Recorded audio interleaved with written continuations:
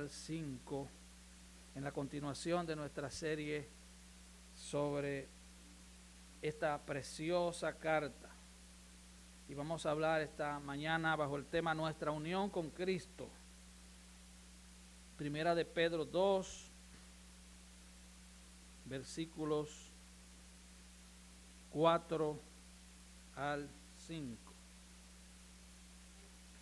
¿Lo tenemos todos?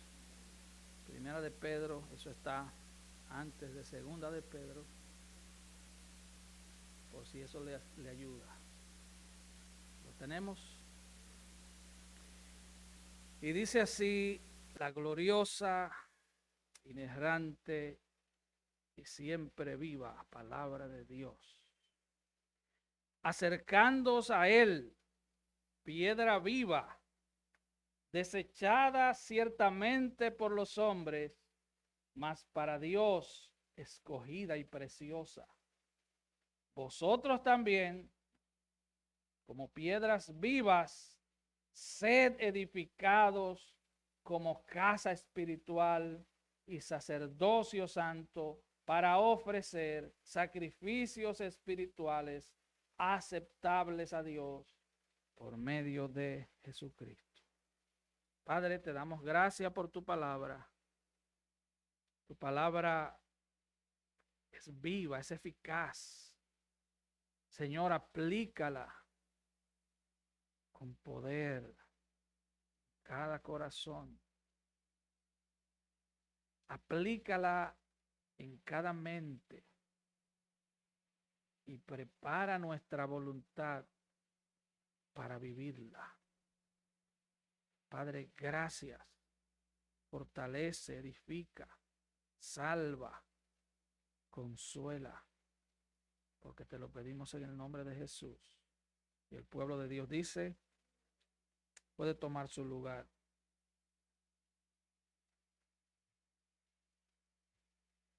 Nuestra unión con Cristo. Después de abordar en los primeros versículos del capítulo 1 el alcance, las implicaciones de la gracia salvadora que hemos recibido en Cristo. Después que Pedro nos dice que fuimos elegidos, que fuimos rociados con la sangre de Cristo, que Él nos hizo nacer de nuevo para darnos una herencia que según sus palabras es incorruptible, incontaminada, inmarcesible. Nos dice también que esa herencia está reservada en los cielos para nosotros que hemos creído.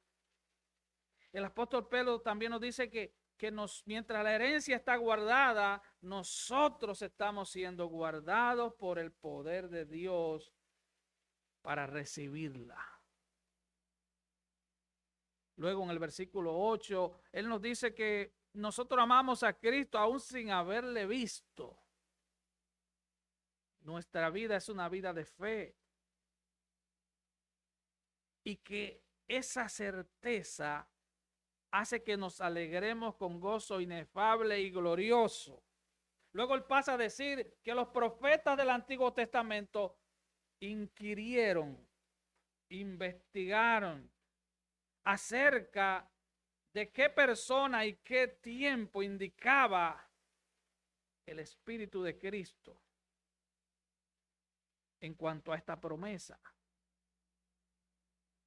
Luego Él pasa a decir que los apóstoles del Nuevo Testamento predicaron sobre esto y nos dice que los ángeles anhelan ver lo que nosotros hemos visto.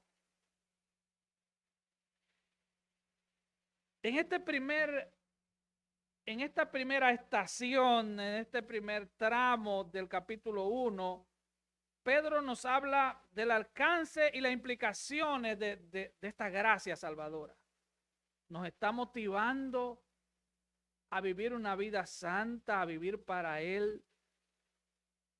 Nos está motivando a una respuesta, porque el Evangelio nos reta a vivir una vida diferente. en el versículo 13 del capítulo 1 hasta el capítulo 2, versículo 3, entonces el apóstol Pedro cambia el enfoque. Él ahora nos exige esa respuesta. Él dice, por ejemplo, en el versículo 13, ciña los lomos de su entendimiento. En otras palabras, amárrense la mente con la palabra. No anden con la mente divagando y suelta. Como cristianos debemos vivir ceñidos, amarrados a la palabra, no amarrados a cosas vanas, sino a la palabra. Y luego dice, como hijos obedientes, no se conformen a los deseos que antes tenían cuando estaban en ignorancia. En otras palabras, ustedes no andan en ignorancia, ustedes tienen la palabra.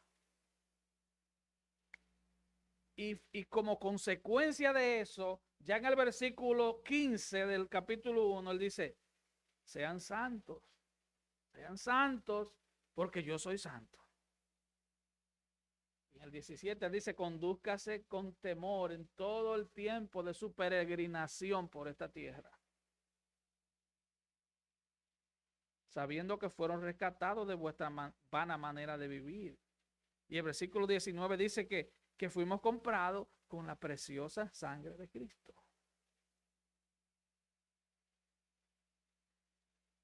El versículo 23, entonces, Pedro, y esto es recapitulando, ¿verdad? Nos habla de que fuimos nacidos de nuevo por la palabra de Dios.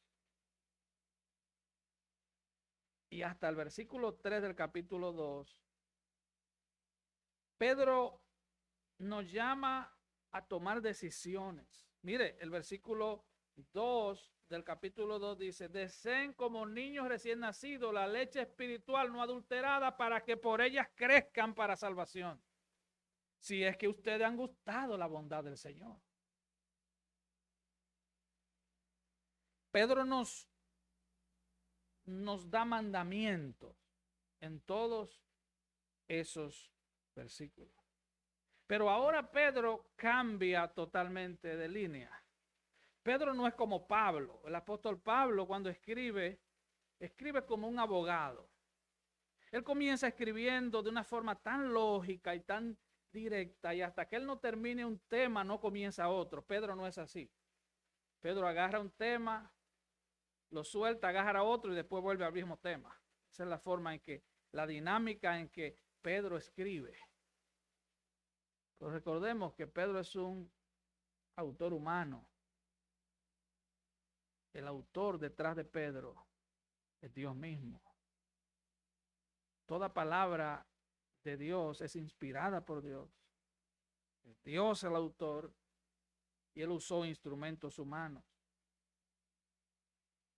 Así que ahora Pedro pasa a hablarnos de los derechos espirituales, de los beneficios de que gozamos los cristianos aquí y ahora por causa de ¿qué? De nuestra unión con Cristo.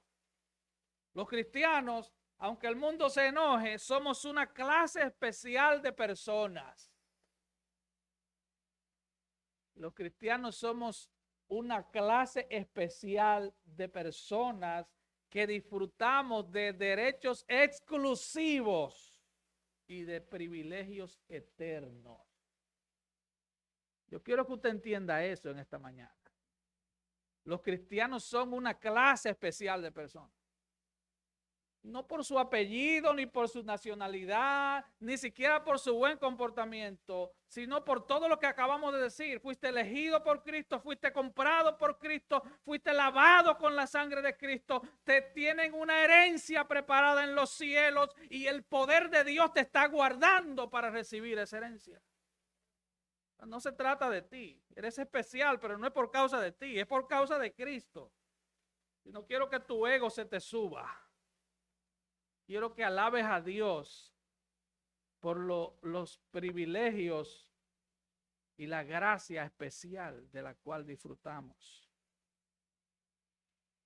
Nosotros disfrutamos de derechos, de privilegios y de un favor especial otorgado por Dios a causa de la posición que tenemos en Cristo. De hecho, Efesios comenzando, Pablo dice que nosotros hemos sido bendecidos con toda bendición espiritual en los lugares celestiales en Cristo. Y luego dice que fuimos sentados en lugares celestiales en Cristo. Muchos cristianos viven preocupados por el cumplimiento de sus deberes cristianos y se olvidan del favor especial que tenemos y podemos disfrutar como hijos de Dios. Así que en estos dos versículos no hay ningún mandato. El Señor, a través de Pedro, nos está recordando quiénes somos en Cristo. Estamos unidos a Cristo. Muchos cristianos creen que tendrán que llegar al cielo para disfrutar de las riquezas de esos beneficios, como son la comunión con Dios, la presencia de Dios, el acceso directo que tenemos a Dios a través de Cristo. Ya en Primera de Pedro 1:3, Pedro dice que nosotros tenemos una esperanza viva. Luego en el versículo 23 dice que fuimos nacidos de nuevo por su palabra viva. Ahora Pedro nos dice, acércate a él, piedra viva. Oiga como dice el versículo 4, acercándoos a él, piedra viva, desechada ciertamente por los hombres, mas para Dios escogida y preciosa. Aquí Pedro califica a Cristo como una piedra viva. Él es piedra viva porque Él es la piedra principal de un edificio que está vivo. Él es piedra viva porque Él es la cabeza de un cuerpo que está vivo, la iglesia. Él es piedra viva porque aquel día la piedra no lo pudo detener en aquella tumba. Él es piedra viva porque Él resucitó de los muertos.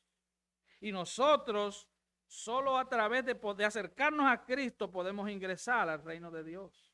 Por eso Él dice, acercándoos a Él, piedra viva. Mateo 11, 28 al 29 dice, venid a mí todos los que estáis trabajados y cargados, yo los haré descansar. Llevad mi yugo sobre vosotros y aprended de mí, que soy manso y humilde de corazón, y hallaréis descanso para vuestras almas. Efesios 1:3 dice, bendito sea el Dios y Padre de nuestro Señor Jesucristo, que nos bendijo con toda bendición espiritual en los lugares celestiales en Cristo. Cuando Pedro dice, acercaos a Él, acercándoos a Él, esto es más que acercarse en busca de salvación. Pedro está diciendo, búsquenlo de manera íntima y perdurable. La palabra acercarse aquí significa acércate y quédate con Él. No es que te acerques a Él buscando un beneficio. No. Esto está hablando de comunión. Acércate a Él, busca comunión con Él, quédate con Él de manera permanente. Acércate a Él. En la carta a los Hebreos, el autor de los Hebreos utiliza este mismo término. Hebreos 4:16 dice, acerquémonos pues confiadamente al trono de la gracia para alcanzar misericordia y hallar gracia para el oportuno socorro. Acerquémonos confiadamente al trono de la gracia. Hebreos 7:25, el autor de Hebreos dice, por lo cual, hablando de Cristo, puede también salvar perpetuamente a los que por Él se acercan a Dios, quien vive para siempre para interceder por ellos. Y en Hebreos 10:22, él dice, acerquémonos con corazón sincero, con plena certidumbre de fe, purificados los corazones de mala conciencia y lavados los cuerpos con agua pura. Para Pedro, acercarse significa que todo nuestro ser interior busque esa experiencia íntima, continua, perdurable de comunión con Cristo. No es buscar a Cristo buscando sus beneficios, es buscarlo a Él. Es buscar intimidad con Él. Y Él se refiere a Cristo como piedra viva. lo cual generalmente significa piedra de construcción. En el Nuevo Testamento, Jesucristo es llamado la roca. 1 Corintios 10:4 dice, y todos bebieron la misma bebida espiritual porque bebían de la roca espiritual que los seguía, y la roca era Cristo. Él es la piedra viva porque es la piedra sobre la cual reposa la iglesia. Han oído el corito que dice, esta casa no se cae porque está sobre la roca. Bueno, Jesús habla de dos hombres, uno necio y uno sabio, y el sabio edificó sobre la roca. Si tú edificas tu vida sobre la roca, vendrán vientos, vendrán ríos, pero tú permanecerás firme porque tú estás anclado en la roca inconmovible de los siglos que es Cristo. Él es la roca viva, Él es la piedra viva. Él es una piedra perfectamente diseñada. Él es el cordero inmolado desde antes de la fundación del mundo. Él es una piedra perfectamente tallada. Él es la piedra angular de la iglesia. Él no solo es una piedra, Él es una piedra viva. Hermanos, cualquier hombre o mujer puede fallar. De hecho, todos fallamos. Porque la iglesia es un hospital y todos los que estamos en la iglesia somos pecadores en recuperación. Eso es lo que somos. Por más santitos que nos veamos, pecadores en recuperación. Pero Él es quien sostiene la iglesia. Él es el sustentador de la iglesia. Porque Él vive para siempre. Porque Él resucitó de los muertos. Romanos 6:9 dice, sabiendo que Cristo, habiendo resucitado de los muertos, ya no muere. La muerte no se enseñorea más de Él. Él es quien da vida a todos los que vienen a Él. Por eso Él es la roca viva, porque Él es la piedra viva, porque Él es que da vida. No es la religión que te da vida, es Cristo que da vida. Juan 5:21 dice, porque como el Padre levanta a los muertos y les da vida, así también el Hijo a los que quiere da vida. Él es que da vida. La vida es Cristo. Primera de Juan 5:11 y 12 dice, este es el testimonio que Dios nos ha dado vida eterna y esta vida está en su Hijo. El que tiene al Hijo tiene la vida y el que no tiene al Hijo de Dios no tiene la vida. Es uno de los versículos más claros que tiene el Nuevo Testamento. El que tiene al Hijo tiene la vida y el que no tiene al Hijo de Dios no tiene la vida. Eso lo entiende un niño de 5 años. El que tiene al Hijo tiene la vida, el que no lo tiene no tiene la vida. ¿Cuál vida? La vida eterna. ¿Cuál vida? La vida que perdura para siempre. Ahora dice Pedro que esta piedra viva, Cristo, dice desechada ciertamente por los hombres. Cristo fue rechazado por Israel. Pero también se refiere a los que a través de los tiempos han rechazado a Cristo. El verbo desechar aquí significa rechazado después de haber sido examinado o probado. No es un rechazo simple, es rechazar después de haberlo analizado. Porque el problema del mundo, el problema del impío no es un problema intelectual, es un problema moral. El mundo odia a Cristo no es porque no entiende.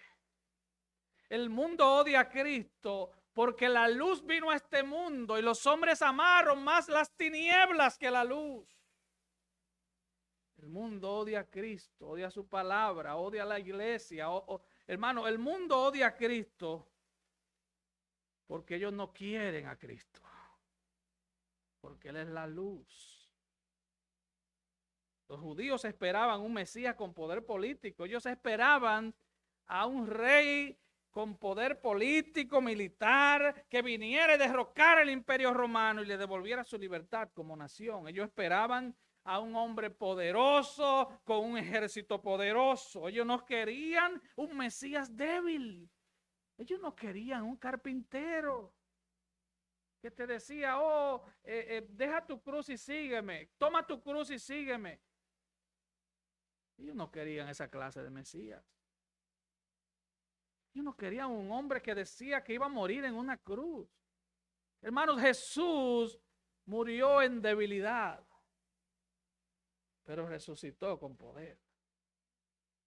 Eso nos enseña un principio. No hay gloria si no hay cruz. Mucha gente quiere vivir en gloria, pero si no cargas la cruz, no hay gloria. Él murió desnudo y desamparado en una cruz. El mundo quiere un salvador. El mundo quiere un sanador. El mundo quiere uno que haga milagros, que les resuelva sus problemas. Ellos no quieren un Señor al cual obedecer. Ellos no quieren un Dios al cual someterse. Ellos no quieren arrepentirse de sus pecados. El mundo quiere a alguien como Aladino, como una especie de Aladino todopoderoso, que ellos froten la botella y le diga, dime amo, ¿qué problemas quieres que te resuelva?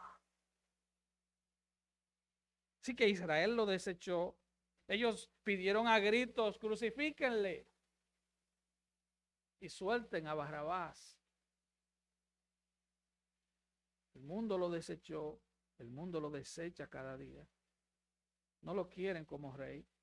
En aquella parábola de Lucas 19, dice el versículo 14, pero sus conciudadanos le aborrecían y enviaron tras él una embajada diciendo, no queremos que éste reine sobre nosotros.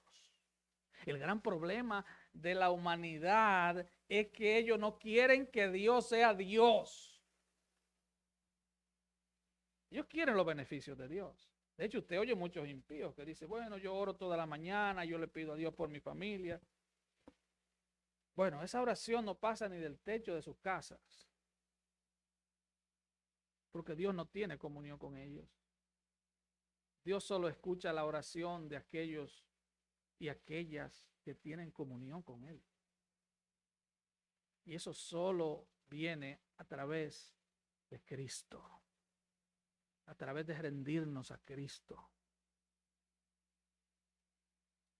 Así que esta piedra viva fue desechada por los hombres, pero ¿qué sigue diciendo Pedro? Mas para Dios, piedra viva, escogida y preciosa. En el contexto del bautismo de Jesús en el río Jordán, ¿qué dice Juan 3:17? Que el Padre le dijo, este es mi Hijo amado en el cual tengo complacencia. Él fue escogido por Dios y dice que es una piedra escogida y preciosa. La palabra preciosa, aunque en el contexto hispano, la palabra preciosa la usamos como algo hermoso, pero la palabra preciosa significa algo de alto precio. Preciosa, algo de alto precio. Valiosísima, preciosa, de alto precio, fantástica. Mira lo que dijo el mismo Pedro en Hechos 2:22. Varones israelitas, oíd estas palabras. Jesús Nazareno, varón aprobado por Dios entre vosotros con las maravillas, prodigios, señales que Dios hizo entre vosotros por medio de él, como vosotros mismos sabéis. A este, entregado por el determinado consejo y anticipado conocimiento de Dios, prendisteis y matasteis por mano de inicuos, crucificándolos, al cual Dios levantó, suelto los dolores de la muerte, por cuanto era imposible que fuera retenido por ella. A este Jesús resucitó Dios, de lo cual todos nosotros somos testigos. Así que Cristo es la única piedra viva a la cual todos los hombres deben acercarse para obtener salvación y los beneficios derivados de la salvación. No hay otra piedra viva a la cual los hombres se acerquen y reciban salvación. Ahora, en la parte A del versículo 5, vemos el gran beneficio de nuestra unión con Cristo. Dice, vosotros también como piedras vivas. Aquí Pedro dice, no solo que Cristo es la piedra viva, sino que nosotros somos piedras vivas. Cuando venimos a Cristo en arrepentimiento y creyendo solo en Él para el perdón de nuestros pecados, entonces nos convertimos en piedras vivas. ¿Por qué? ¿Por qué Pedro dice esto? Bueno, porque ahora nosotros compartimos la naturaleza divina con Cristo. Nosotros tenemos vida eterna que hemos recibido de Cristo. Así como Cristo es eterno, todo el que cree en Cristo recibe vida eterna. Estamos en Cristo. De hecho, esta frase aparece cerca de 130 veces en el Nuevo Testamento. Ser cristiano es mucho más que ir a la iglesia. Ser cristiano es mucho más que cantar coritos. Ser cristiano es estar en Cristo. Somos uno con Cristo. Estamos escondidos en Cristo. Nuestra vida le pertenece a Cristo. Tenemos eternidad juntamente con Cristo. Nada nos puede separar del amor de Cristo. Por eso nos llamamos cristianos. Ser cristiano es ser algo así como pequeños Cristos, y en el buen sentido de la palabra, en el sentido de que tenemos la vida de Cristo, no que somos Mesías ni nada parecido, ni que somos Jehová Junior, esos falsos predicadores de ese diabólico evangelio de la prosperidad. Somos cristianos porque tenemos la vida de Cristo. Oh, hermano, hermana, eso debe darte consuelo, fortaleza, porque nosotros no somos cualquier gente, nosotros somos una clase especial de seres humanos. Aunque el mundo nos rechace, el mundo no quiere saber del cristiano. Y si usted es popular, escuche bien, si usted es popular y usted es cristiano, ahí hay algo que no encaja. Si usted es cristiano y usted goza de la popularidad del impío, ahí hay algo que no encaja. Si usted va a las fiestas de los impíos y hace lo que los impíos hacen y comparte como ellos comparten y celebra sus chistes sucios, usted no es cristiano. Usted es un visitante de la iglesia. No, nosotros tenemos la vida de Cristo. Y escuche bien, nosotros estamos cerca del Día de Acción de Gracias.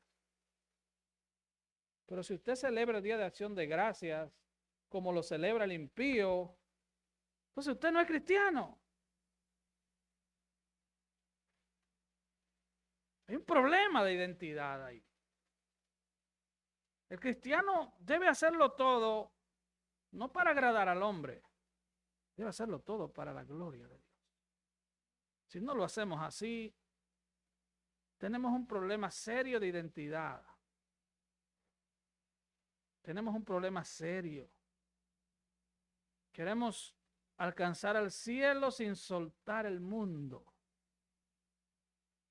Queremos vivir en esa tensión de querer agradar al mundo y supuestamente querer agradar a Dios.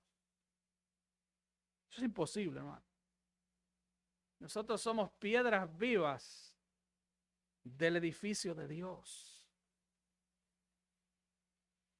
Oye, oiga, joven y niño, si usted no está dispuesto a recibir bullying, a Cristo le hicieron bullying. Oh, si tú eres hijo de Dios, bájate de esa cruz. Usted tiene que estar dispuesto a que te ultrajen, a que te maltraten, y usted estarse callado, no defenderse tampoco. Porque si usted se defiende y comienza a pelear, entonces usted cae en el terreno del enemigo. Así que nosotros compartimos la vida de Cristo. tenemos vida eterna en Cristo, así como Cristo es eterno. Los cristianos no solo adoramos a Cristo, no solo oramos a Dios en el nombre de Cristo, no solo obedecemos a Cristo, sino que estamos unidos a Cristo. Es una unión indisoluble, es una unión interminable. Dice la Biblia que Él nos guiará aún más allá de la muerte. Es por eso que Romanos 8 termina diciendo: ¿y qué nos separará del amor de Dios en Cristo? Tribulación, angustia, persecución.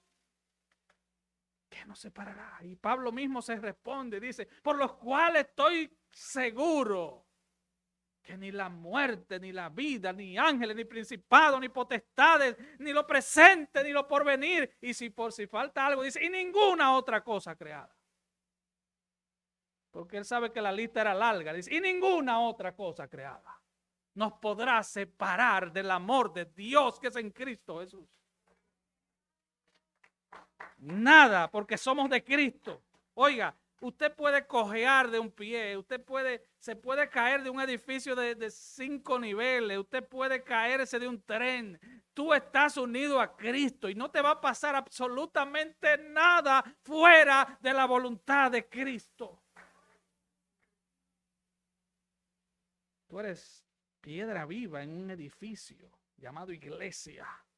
La iglesia es un cuerpo vivo cuya piedra principal es Cristo, cuya cabeza es Cristo, y nosotros somos miembros de ese cuerpo. Dice Colosenses 3, del 3 al 4, porque habéis muerto.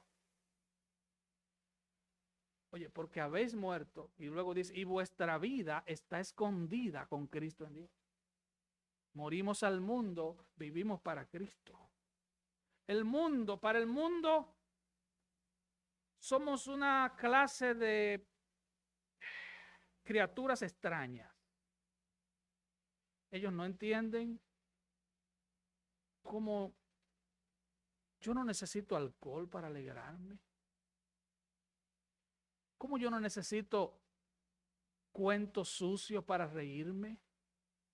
Cómo yo no necesito el pecado para yo divertirme. Al contrario, el pecado me da asco, me hiede. ¿No entienden eso? Para el mundo nosotros somos... déjame ver qué palabras uso, porque hay palabras que son ofensivas en otras naciones. Pero vamos a dejarlo así. Somos una clase de criaturas extrañas, raras.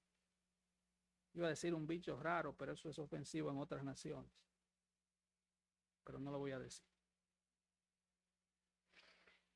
Para el mundo, somos gente extraña, rara. No necesitamos alcoholizarnos ni botar humos como un muffler de un carro dañado.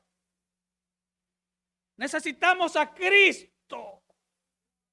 Desesperadamente lo necesitamos. Tenemos hambre de Él, tenemos sed de Él. Y el día que no le buscamos nos sentimos morir.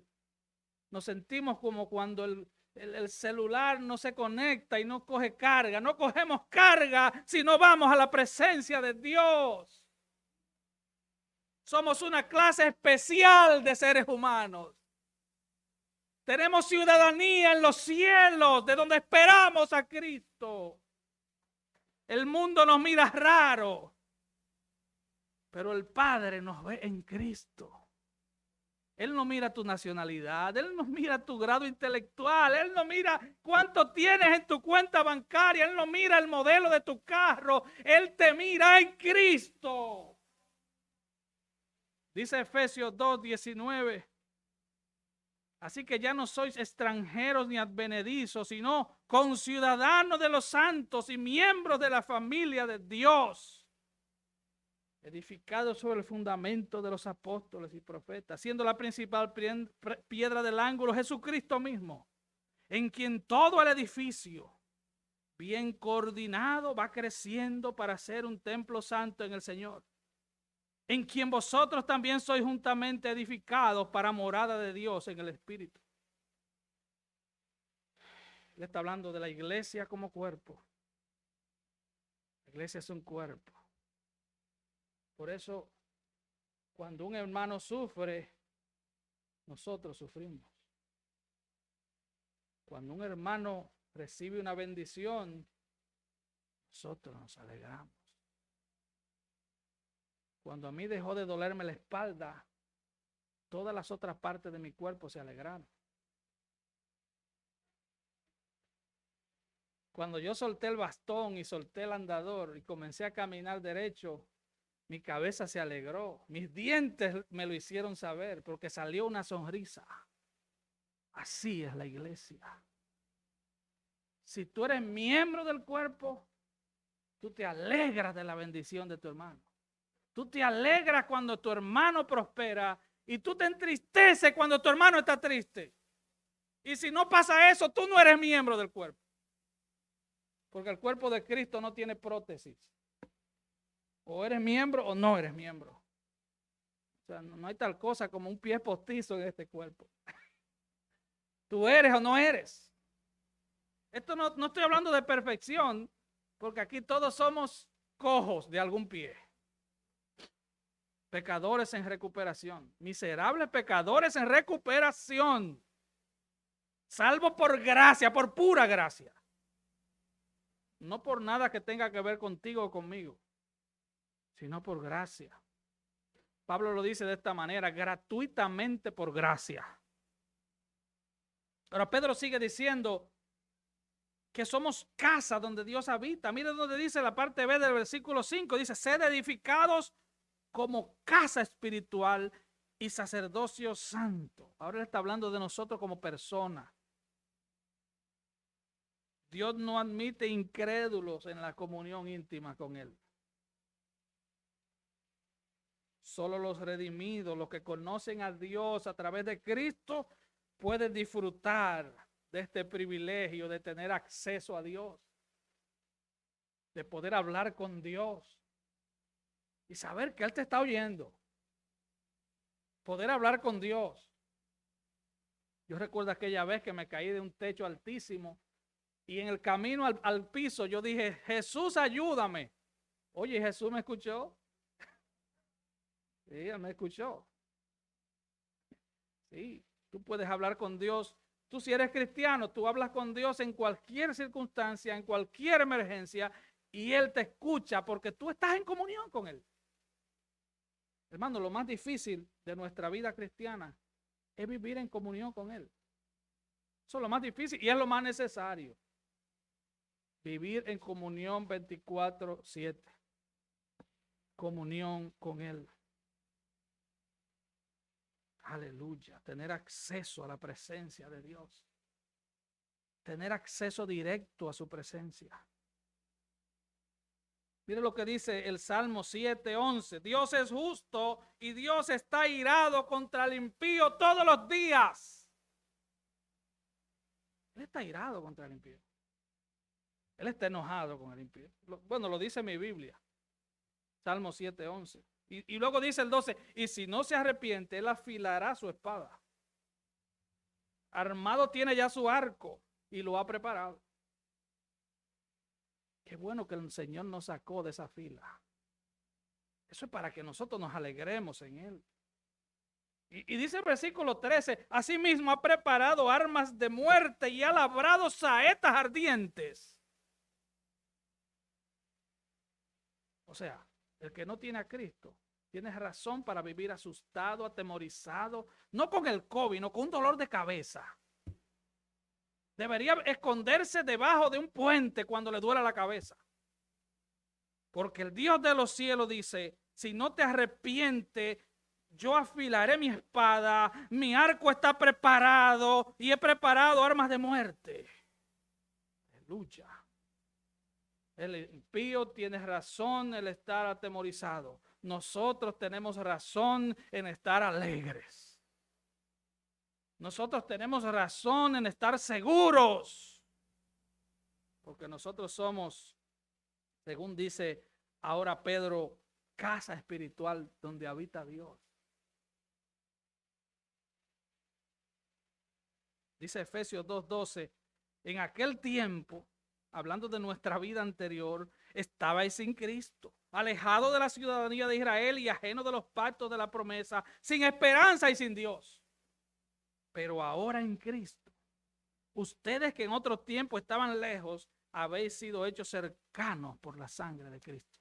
Ustedes estaban lejos, pero ahora están cerca. Ustedes estaban sin Dios y sin esperanza, pero ahora están en Cristo. En el Antiguo Testamento, el templo de Dios o el tabernáculo, dependiendo del tiempo que fuera, representaba la presencia de Dios. Ahí estaba el arca. Todo eso representaba la presencia de Dios, pero eso era algo temporal y material. Pero en el Nuevo Testamento todo cambia. Cuando aquel día el velo del templo se rasgó en dos, de arriba hacia abajo, todo cambió. Ahora nosotros como creyentes somos edificados como casa espiritual, como templo de Dios. Mire lo que dice Efesios 2:20, edificado sobre el fundamento de los apóstoles y profetas, siendo la principal piedra del ángulo Jesucristo mismo, en quien todo el edificio,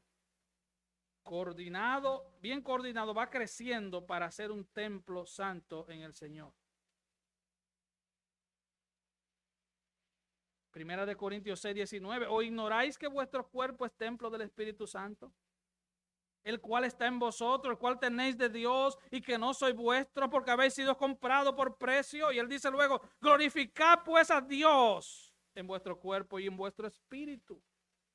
Somos templo del Espíritu Santo. Somos casa espiritual donde el Espíritu Santo habita. Es por eso que a veces cuando a mí me hacen cierta clase de preguntas, yo no sé si reírme o llorar. Si alguien me dice, pastor, ¿y yo puedo hacerme un tatuaje?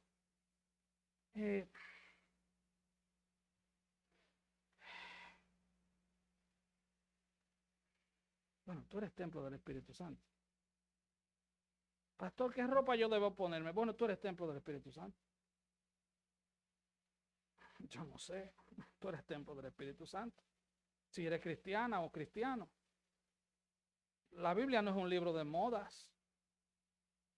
Pero si tú eres cristiano y tú sabes porque sabes que tú eres templo del Espíritu Santo, bueno, viste el templo del Espíritu Santo de tal manera que el Espíritu Santo que habita en ese templo se sienta gozoso. O yo me puedo poner esto, aquello. Bueno, tú eres templo del Espíritu Santo. ¿Qué tú vas a hacer con eso?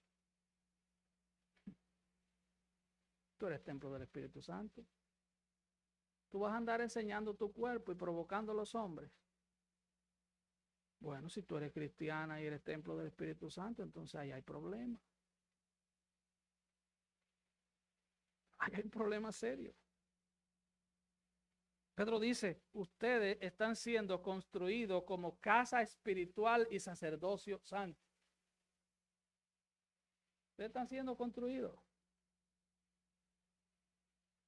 Y dice 2 Corintios 6:16, ¿y qué acuerdo hay entre el templo de Dios y los ídolos? Porque vosotros sois el templo del Dios viviente. ¿Usted está entendiendo eso? O sea, hermana amada, si usted quiere quitarse de aquí y ponerse allí, usted no está viviendo para Dios, está viviendo para el mundo.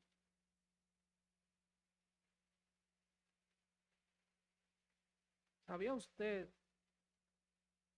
que vivir enfocado en cómo me veo, en cómo me visto, y tener una obsesión, porque ahora todo el mundo quiere ser flaco, yo no sé cuál es el problema. Todo el mundo quiere pesar 110 libras, 130. Y como que el mundo está enfocado en dieta y ejercicio. Deberían leer aquel letrero que les dije aquel día que dice, come saludable y haz ejercicio porque como quiera vas a morir. Idolatría. Idolatran su cuerpo. No les importa lo que Dios diga. No les importa cómo vive el que supuestamente vive en ese templo. Si es que eres cristiana o cristiano. No les importa. Porque viven para su propia gloria. No para la gloria de Dios. Vuelvo y se lo leo. ¿Y qué acuerdo hay entre el templo de Dios y los ídolos? Porque vosotros sois el templo de Dios viviente. Como Dios dijo, habitaré y andaré entre ellos, y seré su Dios, y ellos serán mi pueblo. Yo no estoy diciendo que usted ande toda esa arreglada y hedionda cebolla. No, yo no estoy diciendo eso. Ese no es el punto. No, porque también se van al extremo. Dicen, no te puede hacer esto, no te puede hacer aquello. Y pareciera como que... No, ese no es el punto. Pero hay una línea fina entre arreglarse y vivir para arreglarse. Que tu obsesión sea llamar la atención de todo el que te vea. Si ese es tu modo de vivir, tú no estás viviendo para Cristo. Tú estás olvidando que tú eres casa espiritual donde habita el Espíritu Santo. Hermana, hermano, debemos vivir de tal manera que la gente no nos mire a nosotros, sino mire a Cristo. Si tú estás preocupada en que miren tus curvas, ven a Cristo en arrepentimiento y fe. Tu preocupación es una preocupación pecaminosa. Tú vas camino al infierno y no lo sabías. Mira lo que sigue diciendo Pedro. Voy a leer lo que dice Primera de Timoteo 3:15. Dice, para que si tardo, le dice Pablo a Timoteo, sepas cómo debe conducirte en la casa de Dios, que es la iglesia de Dios viviente, columna y baluarte de la verdad. Así que además de ser casa espiritual, los creyentes funcionan como sacerdocio santo. Oiga esto, en el Antiguo Testamento solo los levitas podían, esa tribu servía a Dios en ceremonias sagradas. Solo el sumo sacerdote podía entrar una vez al año al lugar santísimo, y al entrar al lugar santísimo ofrecía sacrificio por él y por el pueblo. Pero en el Nuevo Testamento cada creyente es un sacerdote de Dios. Cada creyente. Tú no tienes que ir donde nadie. Tú mismo vas donde Dios. Tú misma vas donde Dios. Todos los creyentes son un sacerdocio santo. Eso es lo que la Biblia dice, lo que está diciendo Pedro. Hermano, Dios escoge a pecadores. Dios limpia a esos pecadores. Dios los viste de un ropaje especial. Los viste de Cristo. Los unge para el servicio. Los prepara para servir. Ahora, para ir aterrizando el mensaje, dice la parte final de este versículo 5, para ofrecer sacrificios espirituales aceptables a Dios por medio de Cristo. Ahora Pedro pasa a hablar de sacrificios espirituales. ¿Por qué él habla de sacrificios? Bueno, porque en el Antiguo Testamento los sacerdotes ofrecían sacrificios. Ahora, ¿cuáles son los sacrificios que nosotros como creyentes podemos ofrecer? No podemos traer un animalito, ¿verdad que no? Ya no estamos en ese tiempo. Ya Dios no acepta sangre de animales. Ahora, aquí hay algunos sacrificios que Dios acepta. Número 1, sacrificios de alabanza y acción de gracias. Hebreos 13:15. Ofrezcamos siempre a Dios por medio de él sacrificio de alabanza. Los sacerdotes del Antiguo Testamento ofrecían incienso y ofrecían sacrificios de animales que debían cumplir los requisitos de Dios. Los animales tenían que ser sin manchas, sin tachas, debían ser jóvenes, no podían tener defectos, y no seguir al pie de la letra esos esas instrucciones le costaba la muerte a cualquier sacerdote. Si no, vean la historia de Nadab y Abiú, cómo ofrecieron a Dios sacrificio extraño y Dios los mató ahí mismo. Nosotros ahora en el Nuevo Testamento podemos entrar sin restricciones a la presencia de Dios. Note esto, el sumo sacerdote tenía que ser expuesto a 24 horas de la lectura de la ley, porque él no podía entrar ni siquiera con un mal pensamiento al lugar santísimo. Él no podía entrar ni siquiera sudado, él tenía que entrar con la mente llena de la palabra y él tenía que entrar en una total paz. Ningún pensamiento negativo, él no podía entrar apresurado. De hecho, él entraba con unas campanitas que debían sonar constantemente y con una soga bien larga, por si las campanitas dejaban de sonar, significaba que el Señor lo había matado. Ahora no. Ahora entramos sin restricciones a la presencia de Dios. Podemos venir sudados, podemos venir rápido del trabajo, pero más aún, podemos venir aún con pensamientos malos, después de un día duro, difícil. Podemos venir con la cabeza hecha un desastre, cargado, y simplemente pedir perdón y acercarnos confiadamente al trono de la gracia, venir en humillación delante de Él, con la certeza de que Él nos no va a matar. Eso es un beneficio grande. Otro sacrificio aceptable está en Romanos 12. Dice, así que hermanos, os ruego por la misericordia de Dios que presentéis vuestros cuerpos en sacrificio vivo, santo y agradable a Dios, que es vuestro culto racional. No se conforme a este siglo, sino transformados por medio de la renovación de vuestro entendimiento para que comprobéis cuál sea la buena voluntad de Dios. Presentar nuestro cuerpo en sacrificio. No, yo no voy para la iglesia porque me duele la cabeza. Bueno, cuando te duele, ¿qué más debería venir? Que hay problemas en esa cabeza. Ven al hospital. Eso es como que tú digas, yo no voy al hospital porque me duele la espalda. Oye, por ahí es que yo voy cuando me duele. Presentar vuestro cuerpo en sacrificio vivo significa apartarnos de todo pecado en el cual está involucrado nuestro cuerpo. La lengua está en nuestro cuerpo. El chisme es un pecado asqueroso, detestable. Escuchar chisme es tan asqueroso y detestable como decirlos. Participar en esa telaraña sucia de yo te digo y tú me dices, eso es de impío directamente, totalmente. Hablar de otros hermanos a sus espaldas sin el consentimiento de ese hermano, eso es un pecado tan sucio como cualquiera. Un pecado tan sucio como cualquiera. Es simplemente usar los miembros del templo del Espíritu, usarlo para adorar al diablo. Mientras hablamos mal del hermano, de la hermana, hacemos comentarios fuera de orden de alguien, o tratamos a alguien de manera despectiva, humillamos a las personas. Eso está fuera de todo lo que es sacrificar nuestro cuerpo.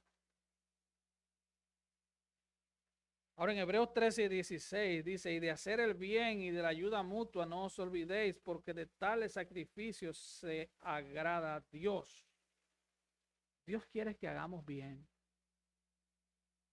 Hacer bien es lo contrario de hacer mal. Mire qué profundo está eso.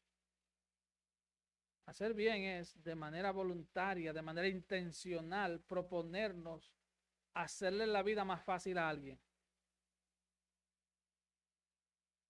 No se trata solo de ayudar a cruzar la calle a la viejita, se trata de ayudar a alguien.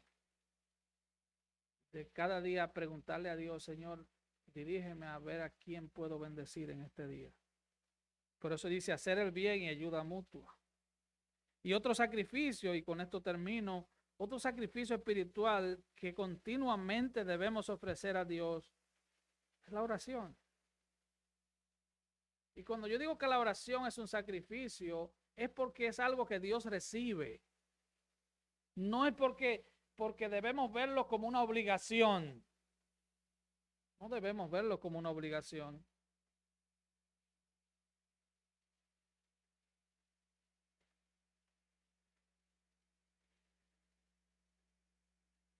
La oración.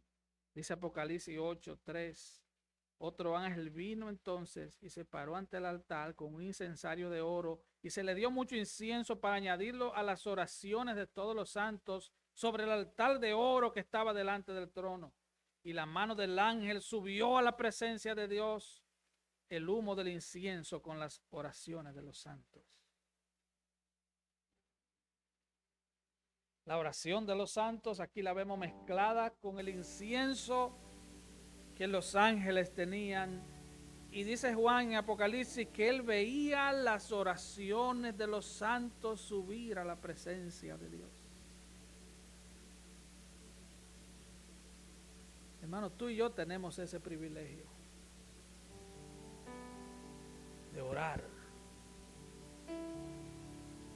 de hablar con Dios. Ahora mire lo que dice el versículo 5, y esto es sorprendente. Dice, y el ángel tomó el incensario y lo llenó del fuego del altar y lo arrojó sobre la tierra, y hubo truenos, voces, relámpagos y un terremoto. Wow. Todo eso pasó porque los santos oraban. Hasta que los santos, y los santos somos nosotros, cuidado. La Biblia a los creyentes le llama santos. No santos terminados, sino en el proceso. No importa el nivel en el que tú vayas, pero como creyentes somos santificados de día en día. Así que después que él recibe las oraciones, la mezcla con el incienso, la envía a la presencia del trono del Padre, entonces comienzan a haber truenos, voces, relámpagos y terremotos. Las cosas van a suceder porque hay oración, porque los santos oran, porque el pueblo está orando. Es imposible que algo pase si no hay oración. Este es un sacrificio aceptable. Nosotros oramos en Cristo. El Padre nos ve en Cristo y por eso Él recibe nuestra oración. Dios siempre está atento a la oración de sus santos. Mire lo que dice el Salmo 34, versículo 4. Busqué a Jehová y Él me oyó y me libró de todos mis temores. Versículo 6. Este pobre clamó y le oyó Jehová y lo libró de todas sus angustias. Versículo 15. Los ojos de Jehová están atentos, están sobre los justos y atentos sus oídos al clamor de ellos. Versículo 17. Claman los justos y Jehová los oye y los libra de todas sus angustias. Claman los justos y Jehová los oye. Tal vez tú no veas el resultado hoy, tal vez no lo veas mañana, pero mientras estás orando, hay cosas que están pasando en el mundo espiritual y algo importante está pasando en tu vida. Tú estás siendo formado conforme al carácter de Cristo.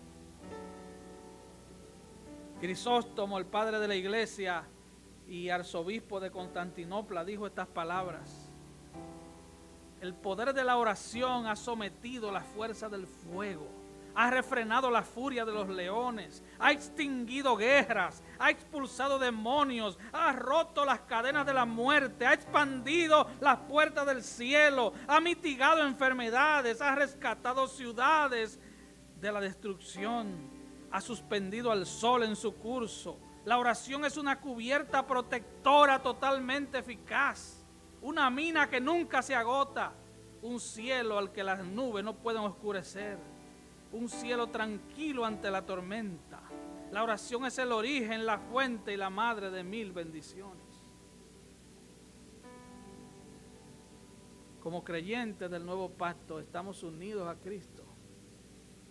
Eso significa que cuando tú oras en el nombre de Cristo, el Padre te escucha por los méritos de Cristo, no por tus méritos, no por mis méritos. Él te escucha porque estás en Cristo, porque estás unido a Cristo, porque ahora tienes acceso directo al trono de la gracia a través de Cristo. Qué gran privilegio, hermanos. Richard Sibbes, un puritano, y con esta frase termino, él dijo: los tiempos son malos, Dios es bueno. Él puede alterarlo todo. Cuando no haya esperanza de escape ni posibilidad alguna, Dios puede transformar la situación para bien. Vamos a estar de pie, por favor. Aleluya.